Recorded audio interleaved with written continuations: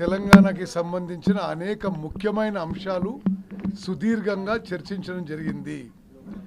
మొదటి విషయం, కృష్ణా నదీ జలాలపై తెలంగాణకు అన్యాయం జరుగుతుంది, ఆంధ్రప్రదేశ్ ఎక్కువ నీళ్లు తీసుకుపోతుంది, కేంద్ర ప్రభుత్వం వెంటనే జోక్యం చేసుకొని ఏదైతే ఆంధ్రప్రదేశ్ ఎక్కువ నీళ్లు తీసుకుపోతుందో దాన్ని వెంటనే ఆపాలి అని చెప్పి కేంద్ర మంత్రిని, కేంద్ర కార్యదర్శిని మేము డిమాండ్ చేయడం జరిగింది.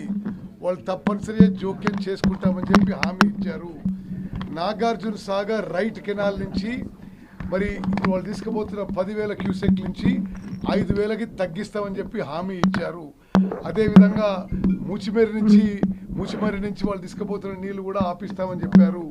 కృష్ణా నదీ జలాలపై సుదీర్ఘ చర్చ జరిగింది.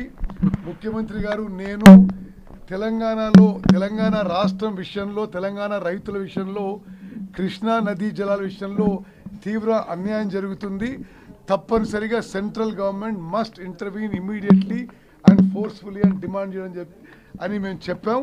వాళ్ళు చేస్తామని చెప్పి హామీ ఇవ్వడం జరిగింది.